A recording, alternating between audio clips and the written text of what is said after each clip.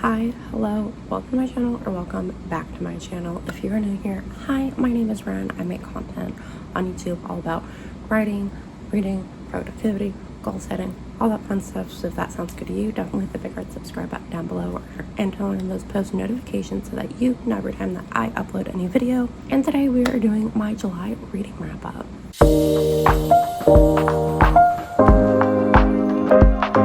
So in July, I read a total of 8 books and my goal was to read 4. So I quite literally doubled my reading goal. I have now read a total of 35 books this year. So I'm going to talk about all the books I read this month. So the first book that I read in July was The Foxhole Court. I did rate this book 1 star. I did also DNF it technically. I got like 50-60% of the way through the book and I was just not fucking with it. It was a lot of factors. I didn't really resonate with the main characters at all. I didn't really have any kind of attachment to them. And I also just really could not stand the writing style in this book. Just something about the writing style was just very, very juvenile. Just very something I would have read when I was like 11. Or something I would have written when I was 11, honestly. Now, I do acknowledge that this book was published well over 10 years ago. So take that with what you will. I know this is a very critically acclaimed book in the queer community. It was just not my vibe. I'm sorry. The second book that I read in July was The Poppy War by R.F. Kuang. I fucking love this book. I rated this book 5 stars. I'm not even gonna blurb this book. I know I am so late to the Poppy War party, okay? Highlights about this book is that I'd already read this book and the Dragon Republic, and I had started reading The Burning God when I was really sad. So I went to Half Price Books and they had the entire trilogy, so I bought it and I literally went through and annotated everything that I had highlighted in the ebook. I still need to do this for the Dragon Republic. I've been putting it off because the Dragon Republic has a lot of highlights in that one. But some of the highlights for me in this book was the world building. Throughout this entire series, the world building was my favorite thing. In this book in particular, I really enjoyed the mysterious aspect of Senegard and a lot of its lore and the lore with Ren's master. Also loved Ren's dynamic with Kitty. I fucking love their friendship and just their bond was fucking everything, and the way it started out in this book was just really sweet. I loved that he was literally the only one at that stupid preppy little school that gave a shit about Ren and that really backed her, and it was just so sweet. I really fucking loved that. What else? Also, can I just say, and this may be an unpopular opinion, but I fucking loved Atlan. I feel like I've seen some mixed things about Atlan online, but I loved his character. I think that his motivations, his ideals, everything about him made sense because of everything that he had went through between witnessing the literal genocide of his people on Spear to being experimented on for several fucking years to literally being trained like a fucking dog at Senegard. It made sense, okay? It fucking made sense. Can I just say, the ending of this book, I was, Atlan's death in particular, I wanted to stop my eyes out. I didn't cry, but I felt the waterworks, coming, but they just I'm not much of a crier. This series actually did not make me physically cry once, but I couldn't even tell you the last time a book made me cry. I think it was The Song of Achilles, actually. And I read that when I was 14, 15. I'm 21 now, so do the math. And surprising no one, the third book I read in July was The Dragon Republic by R.F. Kuang. I loved this book. I loved this book so much. This is, without a doubt, my favorite book in the trilogy. It was so fucking good. Oh my god, I was just on the floor. Some highlights of this book, again, the dynamic with Ren and Kete. I just fucking loved them. And I also really enjoyed the beginning of the book when they're kind of arguing and things like that. Then as the book goes on, that changes, and when they become each other's anchors, oh my fucking god, that was just so fucking amazing. They are literally the epitome of platonic soulmates, and it was just so beautiful to see. I also enjoyed Naja's redemption arc in this book. I thought that it was really well done. We definitely got to learn a lot more about him and about his father, which I found really interesting. And then obviously the redemption arc was ruined at the end of this fucking book when he fucking stabbed Rin. Fuck you. Like literally fuck you. Like when I fucking read that, I was so fucking mad. I was like, are you fucking kidding me? We went through all of this just for him to stab her. Like, I was so mad. I didn't see it coming. I should have saw it coming, but I didn't. And I was just so upset about that. Oh my god. I just also really enjoyed seeing how Rin kind of deals with the Phoenix in this book, because this is the first full book in the trilogy where she has, I guess, like welcomed in the Phoenix or whatever, you know what I mean, where the Phoenix is a part of her. And I really enjoyed seeing how that affects her throughout the novel, and how it affects her when Daji puts the seal on her so that she's not able to access the Phoenix at all. And with that plot line, I did also find it fascinating how other people treated her differently without her powers, and how she had to readapt to going back to combat training, like when she was at Senegard and couldn't use her fire to basically scare off her enemies anymore. We also got the introduction of Hesperida in this book. I think that's how you say it. Fuck them bitches. I fucking hated them. Every single time that fucking Sister Petra was on the page, I was ready to fucking scream and fucking kill her. Like, I could not stand that bitch. Literally fuck her. Like, literally fuck off. No one likes you. No one wants you here, okay? And can we talk about the fact that Alton literally haunts the fucking narrative in this book? The fucking depictions of him and Rin and just everything that was going on with that in this book and in the next book was just chef's kiss, fucking amazing. I love when authors use dead characters to kind of show grief with those that are still living, and it was just so good. It was amazing. I also really enjoyed how, I believe it was in this book, how we start to learn more about the trifecta. And I also really enjoyed the kind of debate that you kind of go through in this book, where you saw the problems with Daji and her rule and all of the shitty things that she did as the Empress.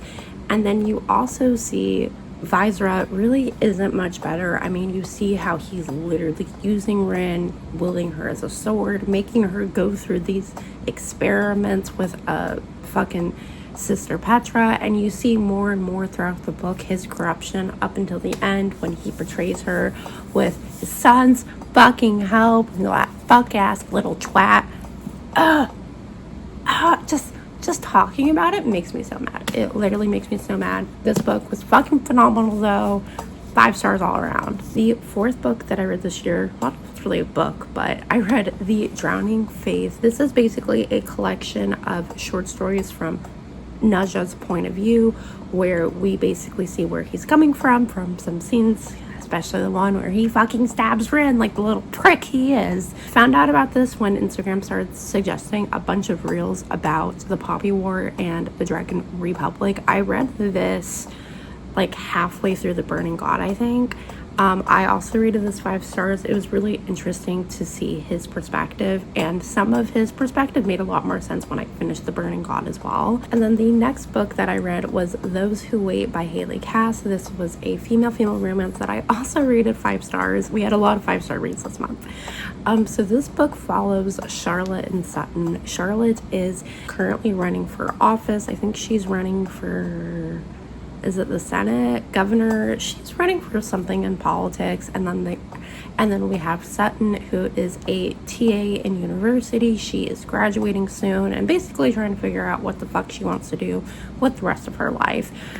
Sutton has recently gotten out of a relationship, and she is looking to basically discover her bisexuality, and so her best friend Reagan convinced her to get on a dating app. I forget what the dating app is called. But basically, Sutton and Charlotte meet on the dating app. Charlotte makes it very clear she just wants a friends with benefits kind of situation, whereas Sutton wants to find love. She wants to find romance. So they decide to stay friends. And Charlotte basically answers a lot of questions that Sutton has as she's coming to terms with her sexuality and talking to girls. And I think she's, what is it that Reagan calls her lesbian guru or something like that. And along the way, Sutton decides that she wants to learn how to please a woman. She wants to learn about that part of sex that she has no experience with. So her and Charlotte start to have a friends with benefits kind of thing. And then as the book goes on, they fall in love. It's really fucking cute. I loved this book. I really needed something to read in between Dragon Republic and The Burning God. It was amazing. 10 out of 10 would definitely recommend, and it is available on KU. And then the next book that I read was For the Fans by Nyla K. I have been recommended this book on Instagram over and over and over and over again. So I finally caved. I finally read it. And I rated it 4.5 stars. I will say, I knew nothing about this book going into it. All I knew was that it was a male-male romance. That was all I knew. I knew that there was some kind of porn aspect to it, but that's all I knew. I will say, I should have read the blurb. I should have at least read the blurb. Because when the book started and I found out that these love interests were stepbrothers, I was like, say what now? And then I read the blurb and I realized that if I had read it, I would have known that.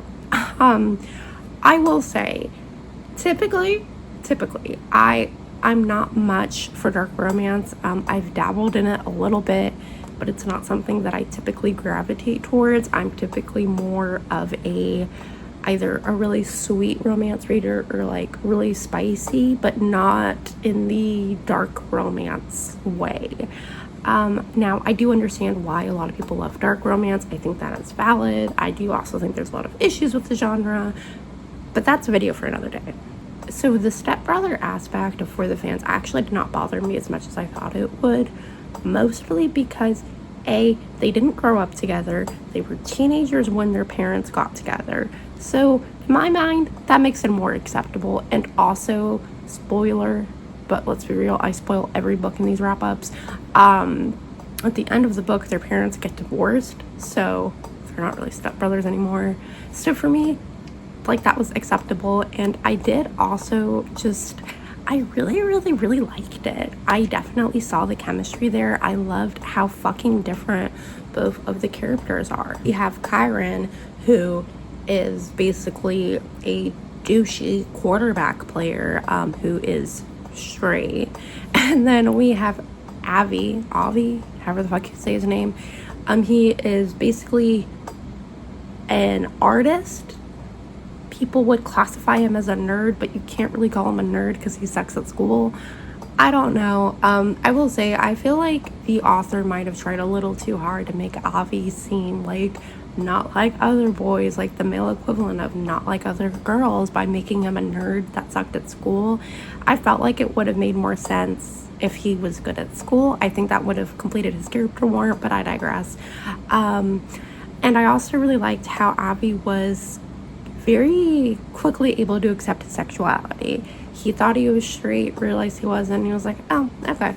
And that made sense for his character and for the way that he was raised. Versus Kyron, it made a lot of sense why he just was not willing to accept his sexuality.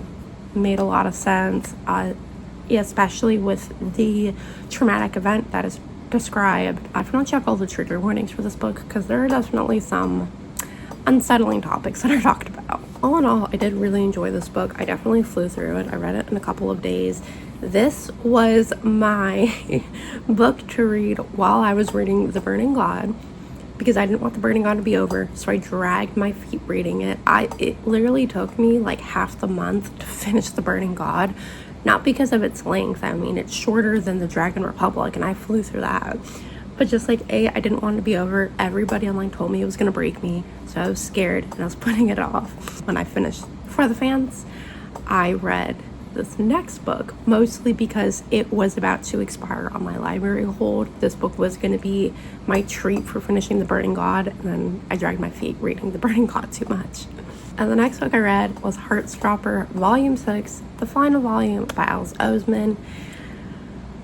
And I rated this book 3 stars. What I've heard, I haven't heard anything about, like, you know, anything else in the Heartstopper universe as far as Nick and Charlie go at this time.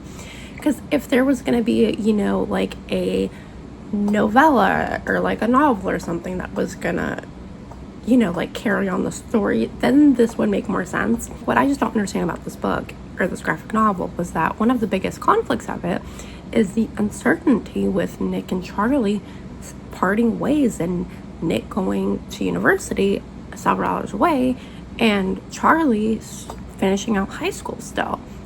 And we don't get any kind of resolution to that. The only thing we get is the epilogue that just shows Charlie visiting Nick at school, but we don't see anything else. And I just felt like it would have made a lot more sense for Nick's departure to happen like halfway through this graphic novel and show some of their conflicts, show them, you know, getting over them, and then have the epilogue with them be an actual epilogue and be several years later when, you know, they have stable jobs and they got a dog and they're living together, you know, something like that. They don't have to be married with 5 kids, but, you know, give me something. So it was just really frustrating. Like, don't get me wrong, like, I still love the art style. I still love Heartstopper. I still love my Nick and Charlie to death. I really enjoyed the snippets we got of Teo and Elle again. But just the aspect of Nick and Charlie's story ending this way, I just did not like it. I did not fuck with it. I was very upset when I read this. Very disappointing. Honestly, probably one of my most disappointing reads of this year. And then the 8th and final book I read was The Burning God. Honestly, that's an upset. So when I say that I went ham annotating this book while I read it, I went ham. I made so many notes. There were multiple post-it notes throughout this book. There was a lot here. So what can I say about this book? Ren's descent into madness was heartbreaking. It was really hard to watch. I knew it was going to happen. And at the end of the Poppy War, I already knew that we were going to see Ren go through that same spiral that Alton did. But it did not make it any fucking easier to watch. And the fucking ending, I saw it coming. I knew Ren was going to die. But I did not expect for fuckface to stab her again. Except lethally. And just, can we just, I'm sorry, because I'm just like, I'm still not over this. I'm still not over this.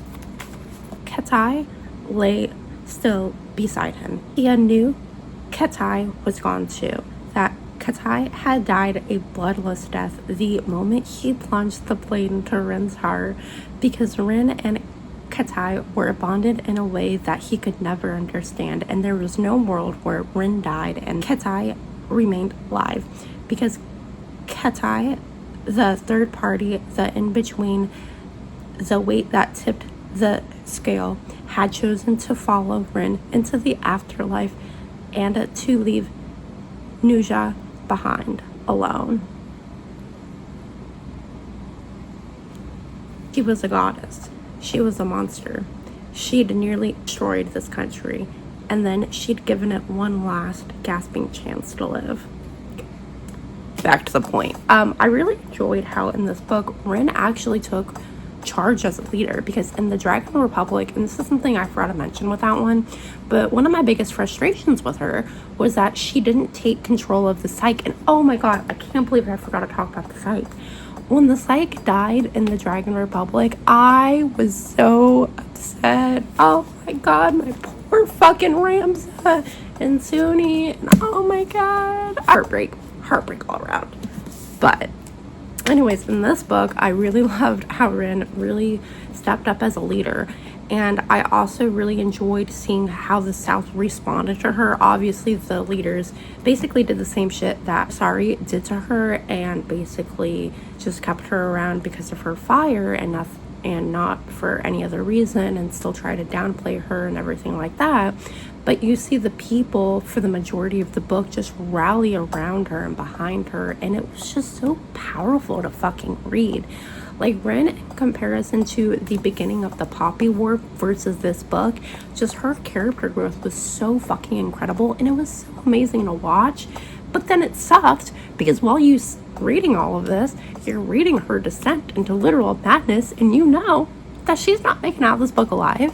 Either she's gonna kill herself, or she's gonna get somebody else to kill her, or she's gonna destroy the fucking world. It's gonna be one of the three.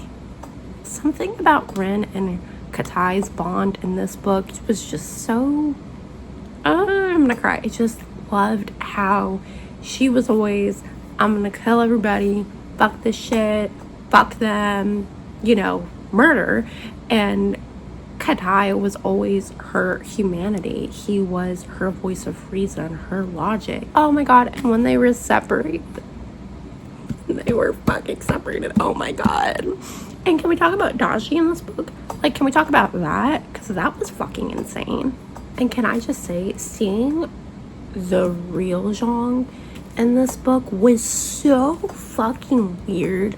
Like, the Zhang in the Poppy War, and I don't think we saw him in the Dragon Republic. I think it was just the Poppy War in this book, I want to say. Yeah, I'm pretty sure that's accurate. Anyways, seeing how different he was and seeing the full scope of what he could do as the gatekeeper was fucking crazy. And Riga, when they woke him, oh my god, I was genuinely about to shit myself. I will say, though, I do feel like the trifecta died a little too easily. Maybe that's just me, I don't know.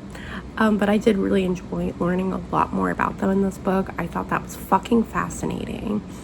I also really enjoyed hearing about Spear, and we finally find out that the trifecta sold out Spear and literally led all of the Spear children on a boat to be experimented on and killed the rest of the island. So that was a choice. That was certainly a choice. But yeah, all in all, this book was fucking incredible. I just loved these books. I loved them so much. They're fucking amazing. That is all that I got for you today. So thank you so much for watching this video. I hope you enjoyed me talking about all of the books that I read this month, which was basically just an excuse to yap about the Poppy War series, but I digress. And if you enjoyed this video, please give it a big thumbs up, hit that big red subscribe button down below, and turn on those post notifications so that you know every time that I upload a new video. I do lots of writing and reading and productivity and goal setting content on here. And yeah, with that being said, that's all I really got for y'all today, and I will see you in my next video. Bye.